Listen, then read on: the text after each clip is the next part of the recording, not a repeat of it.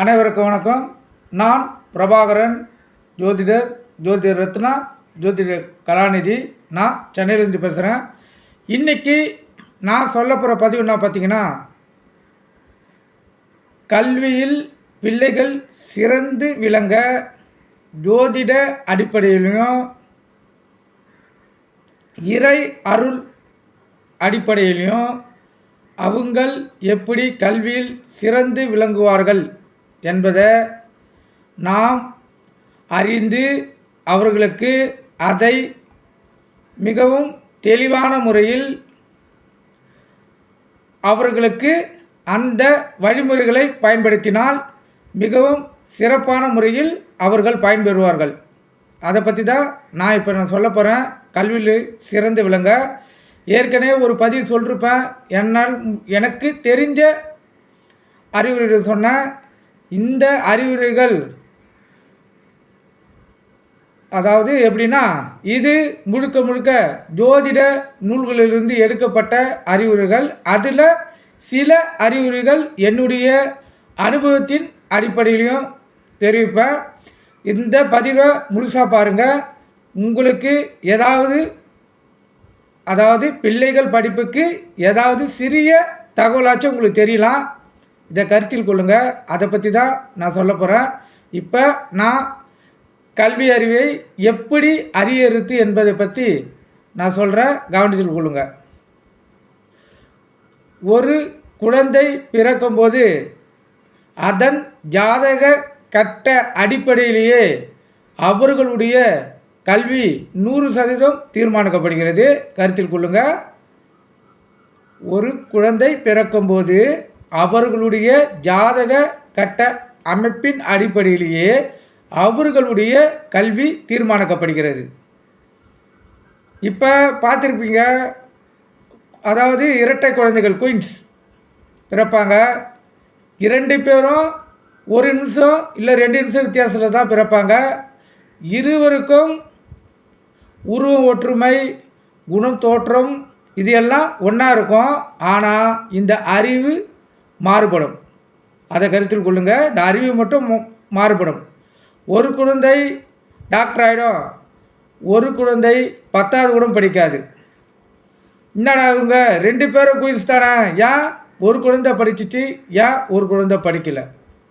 இதுக்கு முழுக்க காரணம் நம்மளுடைய அதாவது குழந்தையுடைய ஜாதக கட்டம் தான். ராசி கட்டம் 2 பேருக்கு ஒன்றா வரும், நவாச கட்டம் மாறும். ராசி கட்டம் 2 பேருக்கு ஒன்றா வரும், நவ அம்ச கட்டம் மாறும். கருத்தில் கொள்ளுங்க. அதன் அடிப்படையில் தான் அவங்களுக்கு கல்வி அறிவு தீர்மானிக்கப்படுகிறது. ஏன்னா இந்த காலகட்டத்தில் கல்வி அறிவு என்பது ஒரு வியாபாரமாக மாற்றிட்டாங்க. அந்த கல்வி அறிவு இல்லாமல் நம்மளால் எந்த வேலைக்கும் போக முடியாது. கல்வி அறிவு கற்றே தான் தீரணும்.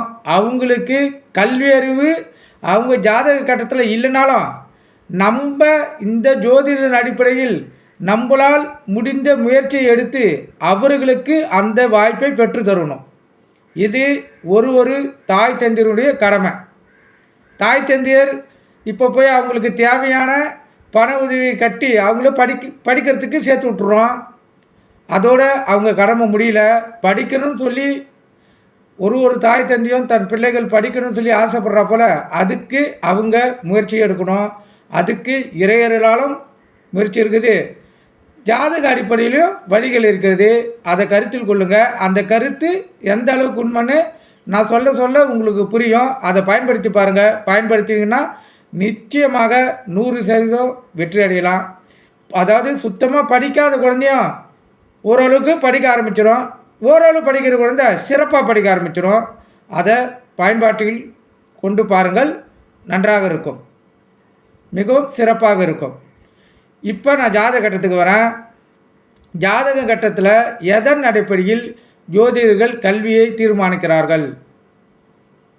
இது ஜோதிடர்களுடைய நம்ம கேட்க வேண்டிய கேள்வி. ஒரு ஜாதகத்தை எடுத்துன்னு போய் என் பிள்ளை கல்வியில் சிறந்து விளங்குவாரா என்பதை நம்ம கேட்க வேண்டிய கேள்வி அதுதான். அதுக்கு ஜோதிடர்கள் எந்த கட்டத்தை பார்த்து அதுக்கு விளக்கம் அளிப்பார்கள்? என்பது தான் நான் சொல்ல போகிறேன்.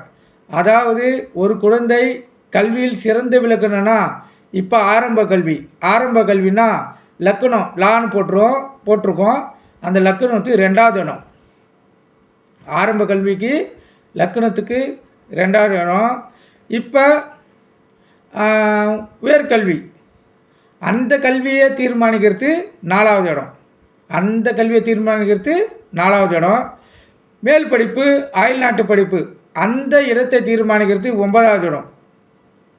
மேல் படிப்பு அயல்நாட்டு படிப்பு அந்த இடத்தை தீர்மானிக்கிறது 9வது இடம். அதற்கு இந்த 12ஆம் அதிபதியுடைய துணை வேணும். வெளிநாடு போகணுன்னா 12வது அதிபதிய துணையும் ராகு துணை இருந்தால் மட்டும்தான் வெளிநாடு போய் படிக்க முடியும். ஏன்னா இந்த காலகட்டத்தில் தாய் தந்தையருடைய மிகவும் அதாவது அவங்களுடைய ஆசை தன் பிள்ளை வெளிநாட்டில் போய் இப்போ டாக்டருக்கு படிக்கணும் ஆராய்ச்சி செய்யணும்னு சொல்லி அவங்களுக்கு மிகவும் ஆசையாக இருக்கும். அந்த கருத்தில் பார்த்திங்கன்னா ராகு பகவானும் 12ஆம் இடம் இந்த 2 இடம் தான் அவங்கள வெளிநாட்டுக்கு போய் 100% படிக்க வைக்கிறதுக்கு எடுத்துக்காட்டு. இப்போ பார்த்திங்கன்னா இப்போ இப்போ ராசின்னு எடுத்துக்கிட்டு வச்சுங்க. ராகமானோட ராசி காற்று ராசி மிதுனம் துலாம் கும்பம் இது 3ம் காற்று ராசியில் வரும். இந்த ராசிக்காரங்க 180% வெளிநாடு போய் படிப்பதுக்கு அதிக வாய்ப்பு இருக்குது. ஏன்னா மிதுனத்தில் ராகுவோட நட்சத்திரம் திருவாதிரை வருது, 4 பாதம் வருது. துலாமில் ராகுவோட நட்சத்திரம் சுவாதி 4 பாதம் வருது. கும்பத்தில் ராகுவோட நட்சத்திரம் சதய நட்சத்திரம் வருது. கருத்தில் கொள்ளுங்கள். இதன் அடிப்படையில் அவங்க 100% வெளிநாடு போய் படிக்கலைனாலும் 80%க்கு வாய்ப்பு இருக்குது. வெளிநாடு பயணத்துக்கு ஆசைப்படுறவங்க இந்த ராசியில் பிறந்திருக்காங்களான்னு சொல்லி கருத்தில் எடுத்துங்க. அதுக்கான முயற்சி நீங்கள் செய்தீங்கன்னா கண்டிப்பாக அவங்க உயர்கல்விக்காக அந்த டாக்டர் இல்லை ஆராய்ச்சி இதுக்கு வெளிநாடு செல்கிறதுக்கு 100% வாய்ப்பு கருத்தில் கொள்ளுங்கள். அதே போல் இப்போ 2ஆம் இடம் 4ஆம் இடம் 9ஆம் இடத்தை சொன்னேன். அந்த இடத்துல எந்தெந்த கிரகங்கள் இருக்குதோ அந்த கிரகங்கள் அடிப்படையில் அவங்களுடைய கல்வி அறிவு தீர்மானிக்கப்படும். இப்போ 2ஆம் இடம் எடுத்துக்கினீங்க வச்சுங்க. அந்த 2ஆம் இடத்துல இப்போ புதன் பகவான் நல்லா ஆட்சி பெற்று உக்காந்துக்கிறார் வச்சுங்க. இப்போ எடுத்துக்காட்டுக்கு ரிஷப லக்னம் 2ஆம் இடம் மிதுன லக்னம் அது புதனுக்கு ஆட்சி வீடாக வரும். அந்த இடத்துல புதன் ஆட்சி பெற்று அமர்றார் வச்சுங்க. அந்த பிள்ளை மிகவும் சிறப்பான கல்வியை கற்கும். அவங்க வசதி இருந்தாலும் இல்லைனாலும் அந்த 2ஆம் இடத்துல புதன் பகவான் ஆழமாக ஆட்சி பெற்று உட்காரக்குள்ள அந்த பிள்ளை சிறப்பான கல்வியை கற்கிறதுக்கு 100% வாய்ப்பு. அதே போல் தான் 4ஆவது இடத்துலையும் இப்போ 4ஆவது இடத்துல குரு பகவான் ஆட்சி பெற்று அமர்ந்திருக்கார் வச்சுங்க. இப்போ எடுத்துக்காட்டுக்கு விருச்சிக லக்னம் 2ஆவது இடம் தனுசு லக்னம் அதில் குரு பகவான் ஆட்சி பெற்று உட்காந்துக்கிறாங்கன்னா அந்த பிள்ளை 100% டிகிரி படிப்புக்கு போயிடும். கருத்தில் கொள்ளுங்கள். 100% டிகிரி படிக்க போயிடும். அதே போல் தான் 9ஆவது இடம் 9ஆவது இடத்துல இப்போ பார்த்தீங்கன்னா இப்போ செவ்வாய் ஆட்சி பெற்று உக்காந்துக்கிறாரு வச்சுங்க. இப்போ மீன லக்னம் அதுக்கு 2ஆவது இடம் மேச லக்னம் அது செவ்வாயோட ஆட்சி வீடு. அந்த இடத்துல செவ்வாய் ஆட்சி பெற்றிருக்கிறாருன்னா அவங்க கண்டிப்பாக அதான் டாக்டர் படிப்பு படிப்பாங்க. அந்த சக்தியை அவர் கொடுப்பார். இதே போல் தான் ஒரு குழந்தை சிறப்பாக கல்வி கற்கணும்னா இந்த செவ்வாய் புதன் குரு இந்த 3 பேருடைய அருள் பரிபூர்ணமாக இருந்தால் மட்டும்தான் தாய் தந்தைகள் ஆசைப்படுறா போல் அவங்க மிக உயர்ந்த கல்வியை படிப்பார்கள். இது சாஸ்திரத்தின் அடிப்படையில் ஜோதிடத்தின் அடிப்படையில் 100% உண்மை. அதை கருத்தில் கொள்ளுங்க. இப்படி தான் ஒரு கட்டத்திலேயோ கல்வியினுடைய சிறப்பு இருக்குது. இந்த கல்வியுடைய சிறப்பு இந்த கட்டங்கள் தான் தீர்மானிக்கிறது. இப்போ ஜோதிடர்கள் பார்த்தீங்கன்னா, இப்போ இந்த 2ஆம் இடத்து எந்த கிரகம் இருக்குது, எந்த கிரகம் பார்க்குற கிரகம் அதாவது சுபரா இல்லை பாபரானா, நல்லது பண்ணுறவங்களா கெட்டது பண்ணுறவங்களா, அவங்க எந்த நட்சத்திர சாரம் வாங்கியிருக்காங்க, அந்த நட்சத்திர அதிபதி எந்த கட்டத்தில் அமர்ந்திருக்கிறார், அது 6, 8, 12 மறைஞ்சிட்டு இருக்கிறாரா, இல்லை ஆட்சி உச்சம் பெற்று நல்ல சுப பலனோடு இருக்கிறாரா, இதெல்லாம் வச்சு ஆராய்ஞ்சி தான் அவங்க சொல்லுவாங்க. உன் பிள்ளைக்கு மேல் படிப்பு இருக்குதுமா, வெளிநாடு போகலாம் தாயே என்று அவர்கள் கூறுவார்கள். ஏன்னா பிள்ளைகள் அதிகமாக படிக்கணும், வெளிநாடு செல்லணும்னு தாய் தான் ஆசைப்படுவாங்க. தந்தைக்கு ஆசை இருக்கும், ஆனால் வெளியே காட்ட மாட்டார். அவருடைய கடமை அவங்களுக்கு தேவையானதை வாங்கி கொடுக்குறதோ, கல்விகளுக்கு ஃபீஸ் கட்டுறதோ அவருடைய வேலை. ஆனால் ஆசை உள்ளே இருக்கும், வெளியே தெரியாது. ஆனால் தாய் தன் ஆசையை வெளிப்படையாக தெரிவிக்கக்கூடியவங்க தான் தாய். அதை கருத்தில் கொள்ளுங்கள். இதன் அடிப்படையில் தான் அவங்களுக்கு கல்வியெல்லாம் தீர்மானிக்கப்படுகிறது. கவனித்துக் கொள்ளுங்கள். நான் எப்படி இந்த உலோகங்கள் மூலமாகவும், அதாவதுன்னா மெட்டில் மூலமாகவும் இறை அருள் மூலமாகவும் எப்படி நம்ம அந்த கல்வியை முன்னேற்ற பாதைக்கு எடுத்து செல்லலான்ற சொல்கிறேன். அதை நோட் பண்ணி நீங்கள் குறித்து கொள்ளுங்கள். அதுக்கு முன்னாடி ஒரு சில கிரகங்களின் நினைவால் என்னென்ன படிப்புகள் படிக்கலாம் என்பதை நான் சொல்கிறேன். அது கருத்தில் கொள்ளுங்கள். ஏற்கனவே முதல் பதிவில் ஏதோ எனக்கு தெரிஞ்ச சில கருத்துக்களை சொல்லிருப்பேன். இப்போ இந்த கருத்தையும் சொல்கிறேன். அதையும் அதாவது கல்வி அறிவு கற்கும் பிள்ளைகளுக்கு அந்தந்த அடிப்படையில் அவர்களுடைய கல்வியை நீங்கள் தீர்மானிக்கலாம். இப்போ சொல்கிறேன், நோட் பண்ணிங்க. இப்போ லக்னாதிபதி நவாம்சத்தில் யாருடைய வீட்டில் இருக்கிறாரோ, கோச்சாரப்படி குரு அந்த வீட்டை பார்த்தாலும் அமர்ந்தாலும் அவர் சரியாக படிக்கவில்லை என்றாலும் தேர்வில் வெற்றி பெறுவார். இது 100% உண்மை. லக்னாதிபதி நவாம்ச சக்கரத்தில் யாருடைய வீட்டில் இருக்கிறாரோ, கோச்சாரப்படி குரு அந்த வீட்டை பார்த்தாலும் அமர்ந்தாலும் தேர்வில் வெற்றி பெறுவார். சந்திரன் 2வது பாயிண்ட்டு, சந்திரன் நின்ற ராசிக்கு 2, 4, 5, 9, 11 புதன் அல்லது குரு. சந்திரன் நின்ற ராசிக்கு 2, 4, 5, 9, 11 புதன் அல்லது குரு அந்த வீட்டில் அமர்ந்திருந்தாலும் கல்வியில் சிறந்து விளங்குவார்கள். கருத்தில் கொள்ளுங்கள். 3வது பாயிண்ட்டு, 2, 4, 9 அதிபதி. அதான் ஒரு இதுக்கும் அதிபதி இருக்கும். நிறைய பதிவில் சொல்லியிருப்பேன். அதிபதிகள் சுபர்களுடன் சேர்ந்து இருந்தாலும் கல்வியில் சிறந்து விளங்குவார்கள். சுபர்னா நல்லது பண்ணவங்க. இப்போ 2ஆம் இடத்துக்கு அதிபதி செவ்வான்னு வச்சுங்க, 4ஆம் இடத்துக்கு அதிபதி சந்திரன் வச்சுங்க எடுத்துக்காட்டுக்கு, 9ஆம் இடத்துக்கு அதிபதி சனி பகவான் வச்சுங்க. இந்த 3 பேரும் அந்த ஜாதகருக்கு நல்ல பலன்களை கொடுக்கக்கூடிய சுபர்கள். அவரு கூட இணைந்திருந்தாலும் கல்வி அவர்களுக்கு மிகவும் சிறப்பாக வரும். நீங்களே ஜாதகத்தை பார்த்தீங்கன்னா எளிதில் கண்டுபிடிச்சிக்கலாம்.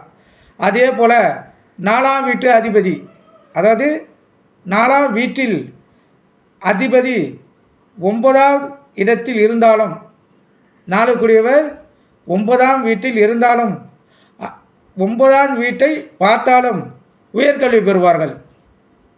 இதெல்லாம் ஜோதிட நூல்களில் குறிக்கப்பட்ட குறிப்புகள். கவனத்தில் கொள்ளுங்கள். 4ஆம் வீட்டில் அதிபதி 9வது வீட்டின் அதிபதி 10ஆம் வீட்டு அதிபதி உடன் கூடியிருந்தாலும் உயர்கல்வி டாக்டர் பட்டம் பெறுவார்கள். கருத்தில் கொள்ளுங்கள். 4ஆம் வீட்டின் அதிபதி, அதாவது 4ஆம் வீட்டில் அதிபதியோ 9ஆம் வீட்டு அதிபதி 10ஆம் வீட்டு அதிபதி இவங்க 3 பேரும் கூடியிருந்தால் டாக்டர் கண்டிப்பாக ஆவார்கள். அது ஜோதிடத்துடைய கருத்து.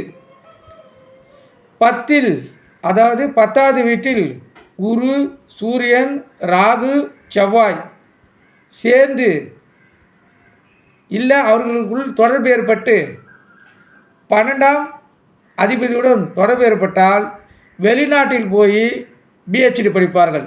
அதாவது டாக்டர் படிப்பு வெளிநாட்டில் போய் படிப்பார்கள் அவர்கள் ஜாதகத்தின் அடிப்படையில். குரு 6, 7, 8ல் செவ்வாய் இருந்து, அதாவது குருக்கு 6, 7, 8ல் செவ்வாய் இருந்து இதில் நடுவில் இருக்கும் ஒரு கிரகம் உச்சம் பெற்றால் டாக்டர் பட்டம் பெறுவார்கள். இப்போ ஆட்சி இடன்றது வேறு, உச்சம் என்பது வேறு, ரெண்டுத்துக்கு வித்தியாசம் இருக்குது. உச்சம் பெற்றால் டாக்டர் பட்டம் பெறுவார்கள். எடுத்துக்காட்டு கடக லக்கணத்தில் குரு உச்சம், அதை நீங்கள் அது போல் ஒரு கிரகத்துக்கு எடுத்துக்கலாம். அதுக்கப்புறம் தனியாக ஒரு கிரகத்துக்கும் என்னென்ன கல்விகள்னு சொல்லி இருக்குது, அதை ஏற்கனவே முதல் பதிவு சொல்லிருப்பேன், அதை நான் இப்போ சொல்கிறேன், கருத்தில் கொள்ளுங்கள். அதன் அடிப்படையில் பிள்ளைகளை வற்புறுத்தாமல் அவர்கள் பயன்பெறும் கல்வியை நீங்கள் அவர்களுக்கு சிறப்பாக வழங்குங்கள். அதுதான் சிறப்பு. பிள்ளைகளுக்கும் சிறப்பு, உங்களுக்கும் சிறப்பு.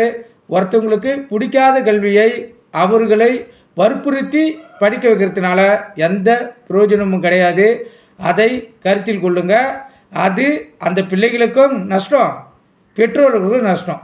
அதனால் எந்த கிரகங்கள் எந்த கல்வியை சிறப்பாக தரும் என்பதை நான் சொல்கிறேன், அதை கருத்தில் கொள்ளுங்கள். புதன் பலமாக இருந்தால் கணித படிப்பு பதன், அதாவது பலனா ஆட்சி, உச்சம், நீர்ச்சி அடைஞ்சிருக்கக்கூடாது. 6, 8, 12 மறைஞ்சிருக்கக்கூடாது. 3ல் இருந்தால் கூட பரவாயில்ல. ஆனால் 3ஆம் இடம் வந்து பாதி மறைவு ஸ்தானம் தான், கருத்தில் கொள்ளுங்கள். லக்னத்திலிருந்து புதன்னா கணித படிப்பு, குருனா சட்டக்கல்வி, செவ்வானா பொறியியல் கல்வி. புதன்னா கணித படிப்பு, குருனா சட்டக்கல்வி, செவ்வானா பொருளியல் கல்வி, சனினா புவியியல் கல்வி. சனினா புவியியல் கல்வி. சந்திரனா நீரியல் கல்வி. சந்திரனா நீரியல் கல்வி. சுக்கிரனா கலைக்கல்வி. சுக்கிரனா கலைக்கல்வி. ராகுனா ஆராய்ச்சி கல்வி. ராகுனா ஆராய்ச்சி கல்வி. கேதுனா இலக்கிய கல்வி. கேதுனா இலக்கிய கல்வி. கருத்தில் கொள்ளுங்கள், கேதுனா இலக்கிய கல்வி. இந்த அடிப்படையில் பிள்ளைகளை எந்த கிரகம் பலமாக இருக்குதுன்னு பார்த்து அந்த கல்வியை நீங்கள் தேர்வு செய்து கொடுங்கள். அவர்கள் சிறப்பாக படிப்பார்கள்.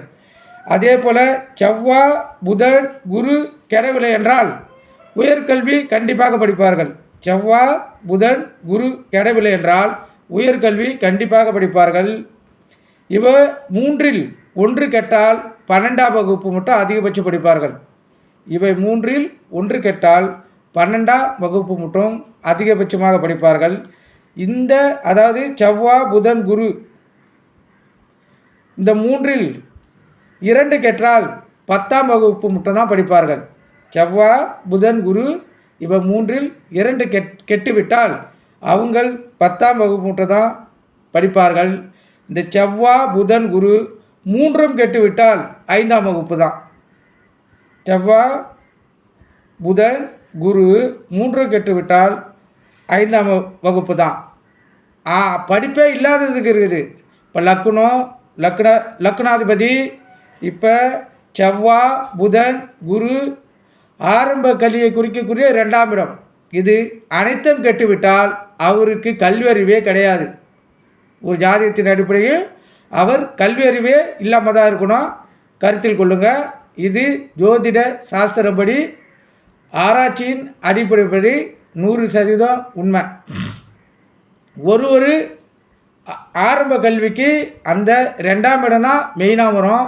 ஏன்னா காலபுருஷன் தத்துவப்படி 2வது வீட்டில் சந்திரன் உச்சமடைகிறார். கருத்தில் கொள்ளுங்கள். இப்போ மேசம்தான் முதல் ராசி, மேசம்தான் முதல் லக்குனம். அதே போல் தான் 2வது இடம் காலபுருஷனுக்கு. ரிஷபம் தான் 2வது ராசி, ரிஷபம் தான் 2வது லக்குனம். அந்த இடத்தில் சந்திரன் உச்சமடைகிறார். சந்திரன் மதிக்கு சொந்தக்காரன், கருத்தில் கொள்ளுங்க. சந்திரன் மதிக்கு சொந்தக்காரன். ஏன்னா மிகவும் சுறுசுறுப்பான கிரகத்தை எடுத்துக்கொண்டால் சந்திரன் தான். 2.25 நாளில் ஒரு ராசியோ கிராஸ் பண்ணினே இருப்பார். அதனால் சந்திரன் ஒரு ஜாதகத்தில் எந்த அளவுக்கு அவர்களுக்கு பலம் கொண்டிருக்கிறாரோ அதன் அடிப்படையிலேயே அவர்களுடைய கல்வியும் அமையும், கருத்தில் கொள்ளுங்கள். அதே போல் இந்த திருவாதிரை, திருவோணம், திருமூலம் நட்சத்திரம், அதான் மூல நட்சத்திரம், இந்த 3 குழந்தைகளும் மிகவும் சிறப்பாக படிக்கக்கூடியவர்கள். மீதி கட்டங்களின் அடிப்படையில் கல்வியில் சிறந்து விளங்க முடியாமல் போனாலும் இறுதி ஆண்டில் கண்டிப்பாக அவர்கள் தேர்ச்சி பெறுவார்கள். ஏன்னா இந்த 3 நட்சத்திரமும் மிகவும் உயர்ந்த நட்சத்திரம். ஏன்னா அதற்கு அதாவது திரு என்ற எழுத்து, இப்போ திரு மதிப்புக்குரியவங்க, அந்த தகுதி இந்த 3 நட்சத்திரத்துக்கு இருக்குது. அந்த தகுதியால் இவர்கள் கண்டிப்பாக கல்வியில் வெற்றி பெறுவார்கள். இதெல்லாம் ஜோதிடத்தின் அடிப்படையில் கல்வியை எந்த முறையில் கற்கலாம் என்பது அடிப்படை. கல்வி தடங்கள் ஏற்பட்டாலும் அதை எப்படி நம்ம மாற்றி வெற்றி பெறலாம் என்பதை சில குறிப்புகள், அதாவது இறை அருள் வேண்டுதல் மூலம் நான் சொல்கிறேன், அதை கருத்தில் கொள்ளுங்கள். அதே போல் உலோகத்து மூலமாகவும் கல்வியை இயக்க வைக்கலாம்.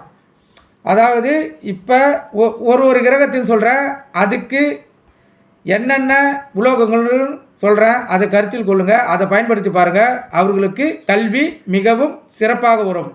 இப்போ சூரியன் எடுத்துக்கிட்டிங்கன்னா செம்பு உலோகம், செம்பு சூரியனு செம்பு. சந்திரனா வைரம், ஏன்னா சந்திரனா வைரம்.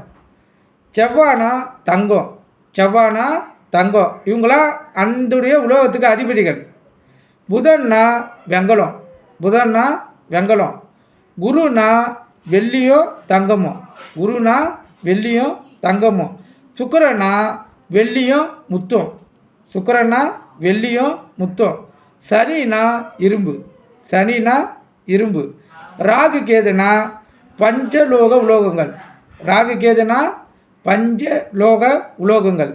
இது அடிப்படையில் பிள்ளைகளை படிக்க சொல்கிறீர்கள் என்றால் அவர்கள் சிறப்பாக படிப்பார்கள். படிப்பு அறிவு கம்மியாக இருந்தாலும் இந்த உலோகத்தை அவர்கள் உடலில் இப்போ மோதிரமாகவோ காப்பாகவோ செய்து அறிவித்தால் அவர்கள் மிகவும் சிறப்பான கல்வியை கற்பார்கள். கருத்தில் கொள்ளுங்கள். இது ஜோதிடத்தின் அடிப்படையில் 100% உண்மை. மிக தெளிவாக நீங்கள் புரிஞ்சுங்க. அதே போல் இந்த கல்விக்கு சிறந்த கடவுள், கல்விக்கு சிறந்த கடவுள், சிறந்த பூஜை இருக்குது. அதாவது பூஜைன்னா இந்த கல்வியை நம்ம வீட்டில் மிகவும் சிறப்பான முறையில் பிள்ளைகள் கற்க அவர்களுக்கு செய்ய வேண்டிய பூஜை சத்திய நாராயண பூஜை. கருத்தில் கொள்ளுங்கள். கல்வியை சிறப்பாக செய்ய நாம் செய்ய வேண்டிய பூஜை சத்திய நாராயண பூஜை. இந்த பூஜை செய்தால் பிள்ளைகள் மிகவும் சிறப்பான பலனை அடைவார்கள். கருத்தில் கொள்ளுங்கள். இந்த பூஜையை நாம் ஒவ்வொரு பௌர்ணமி அன்று மாலை சந்திரன் உதிக்கும் போது இந்த பூஜையை தாய் தந்தையர்கள் அதை நீராடி மிகவும் பக்தியோடு செய்தார்கள் என்றால் மிகவும் சிறப்பான பலனை பிள்ளைகள் பெறுவார்கள். கருத்தில் கொள்ளுங்கள். அந்த சத்தியநாராயணன்னா என்ன கடவுள் சொல்லி உங்களுக்கு கேள்வி வருமா? நம்மளுடைய காக்கும் கடவுள் தான் பெருமாள். அவருடைய அவதாரத்தில் ஒன்று தான் இந்த சத்தியநாராயணன் என்னும் அவதாரம். கருத்தில் கொள்ளுங்கள். கல்விக்கு மிகவும் சிறப்பான பலனை தரக்கூடியவர் பெருமாள். சரஸ்வதி தேவியே பெருமாளிடம் இன்றும் கல்வி கற்றுக்கொண்டுதான் சாஸ்திரம் சொல்லி கொண்டு இருக்குது. நம்மளுக்கு எல்லாருக்கும் தெரியும் சரஸ்வதி தேவி தான் கல்விக்கு சிறந்தவங்கன்னு. ஆனால் அவங்களுக்கும் சிறந்தவர் இந்த பெருமாள் தான். கருத்தில் கொள்ளுங்கள். இப்போ பெருமாள் வீட்டில் வச்சு வணங்கினாலும் சரி, இல்லை வீட்டில் இல்லாமல் இப்போ முருகப்பெருமாள் இருந்தாலும் அவரும் பெருமாளுக்கு இணையானவர். அவரு முன்னாடியும் இந்த சத்யநாராயண பூஜையை செய்யலாம். கருத்தில் கொள்ளுங்கள். அவர் பெருமாள், இவர் முருகப்பெருமாள். உங்கள் அடிப்படையில் எந்த கடவுளை வைத்தோ இந்த சத்யநாராயண பூஜையை செய்யலாம். அது மிகவும் சிறப்பு. அப்படி செய்தால் பிள்ளைகள் நல்ல பலனை பெறுவார்கள். இப்போ ஒவ்வொரு நாளும் ஒரு எடுத்துக்காட்டு சொல்கிறேன். இப்போ ஒவ்வொரு நாளும் குழந்தை எழுந்திருக்கக்குள்ள அவங்கள இந்த பெருமாள் ஞாபகத்தை சொல்ல சொல்லுங்கள். அதாவது ஓம் ஸ்ரீ பெருமாள் நாமம் நமக, இது சொன்னால் போதும். குழந்தைகள் ஒரு வாட்டிலேருந்து 3 வாட்டி அவங்களுக்கு வசதிக்கு ஏற்றப்பெல்லாம் சொல்ல சொல்லுங்கள். ஓம் ஸ்ரீ பெருமாள் நாமம் வாழ்க. இதை அவங்க ஒரு நாளும் சொல்ல அவங்களுடைய புத்தி கூர்மையை அதிகரித்து சிறப்பான கல்வி அறிவை பெறுவார்கள். அதே போல் தாய் தந்தையர்கள் பௌர்ணமி அன்று ஒரு பௌர்ணமிக்கும் 9 முறை இந்த காயத்ரி மந்திரத்தை சொன்னால், அதை பெருமாளுடைய காயத்ரி மந்திரத்தை சொன்னால் பிள்ளைகளுக்கு சிறந்த கல்வி அறிவு கிடைக்கிறதுக்கு 100% வாய்ப்பு இருக்குது. அதே போல் இப்போ சொன்ன மந்திரத்தை பிள்ளைகளை பௌர்ணமி என்று அவர்களை கூற சொல்லுங்கள். மிகவும் சிறப்பு. இப்போ காயத்ரி மந்திரம் எடுத்துக்கினா, நாராயண வித்மக வாசுதேவா தீமகி தந்தோ விஷ்ணு பிரசோதக. இந்த மந்திரத்தை தாய் தந்தையர்கள் பௌர்ணமி அன்று 9 முறை உச்சரித்தால் பிள்ளைகளுக்கு கல்வி அறிவு மிகவும் சிறப்பாக வரும். நாராயண வித்மக வாசுதேவா தீமகி தந்தோ விஷ்ணு பிரசோதக, இது காயத்ரி மந்திரம். கருத்தில் கொள்ளுங்கள். இந்த மந்திரத்தை உச்சரிக்க பிள்ளைகளுடைய கல்வித்திறன் 100% அதிகரிக்கும். அதே போல் இப்போ சந்திரன் பலமாக இருக்கிறார் வச்சுங்க. அதாவது ஆரம்ப கல்விக்கு இப்போ சந்திரன் பலம்.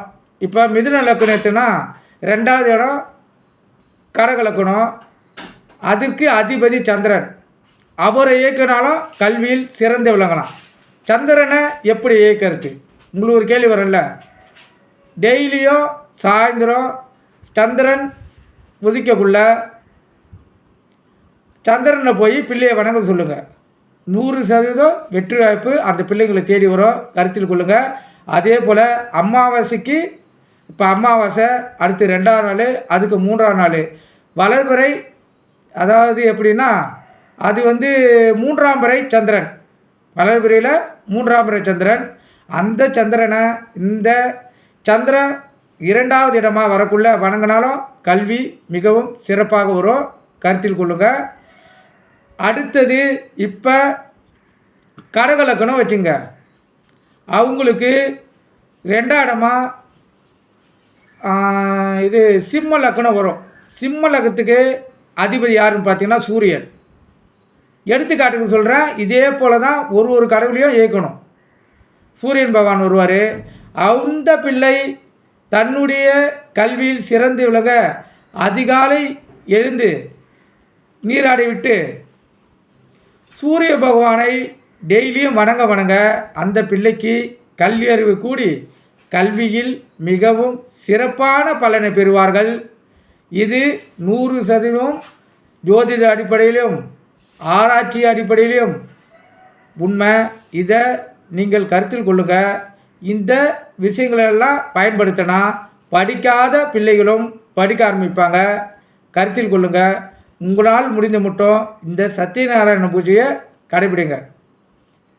சத்யநாராயண பூஜைன்னா ஒன்றும் இல்லை. தாய் தந்தையர்கள் இருவரும் பௌர்ணமி அன்று 6 மணிக்கு மேலே, ஆனால் அந்த பூஜை ஆரம்பிக்கிறதுக்கு முன்னாடி வெளியில் கோலம் போட்டுட்டு தான் இந்த பூஜை ஆரம்பிக்கணும். கண்டிப்பாக காமாட்சி அம்மன் விளக்கு பக்கத்தில் ஒரு அகல் விளக்கு ஏற்றி வச்சு தான் இந்த பூஜையை ஆரம்பிக்கணும். நல்லெண்ணெய் இல்லைன்னா நெய் தீபம், அதான் நெய், இதில் 2த்தில் தான் தீபம் ஏற்றணும். உங்களுக்கு இந்த சத்யநாராயணன் வணங்கிட்டு முருகப்பெருமானுடைய மந்திரம் சொன்னாலும் சரி, இல்லை நாராயணனுடைய மந்திரம் சொன்னாலும் சரி, தன் பிள்ளை சிறப்பாக கல்வி கற்க வேண்டும்னு வேண்டிட்டு அந்த மந்திரத்தை சொல்லுங்கள். மிகவும் சிறப்பாக இருக்கும். ஏன்னா வீட்டில் விநாயகர் படமோ சரஸ்வதி அம்மா படமோ கண்டிப்பாக இருக்கும். முருகப்பெருமாள் படமும் கண்டிப்பாக இருக்கும். இந்த பெருமாள் படம் தான் ஒரு வீட்டில் கம்மியாக இருக்கும். பெருமாள் கும்பிட்றவங்க அவருக்கு தான் அதிகமாக வச்சுருப்பாங்க. அவங்க அதை கருத்தில் கொள்ளுங்கள். அதனால் நீங்கள் வீட்டில் அமர்ந்து உங்களுக்கு இந்த முருகப்பெருமான் மந்திரமோ இல்லை இந்த நாராயண மந்திரமோ கூறினால் மிகவும் சிறப்பு. பிள்ளைகள் சிறந்து கல்வியில் விளங்குவார்கள் என்பது உண்மை. இந்த பதிவு உங்களுக்கு எந்த அளவுக்கு பிடிச்சிக்குதுன்னு லைக் பண்ணுங்கள், ஷேர் பண்ணுங்கள், கமெண்ட் பண்ணுங்கள், சப்ஸ்கிரைப் பண்ணுங்கள் என்று கூறி இத்துடன் நான் விடைபெறுகிறேன். நன்றி, வணக்கம்.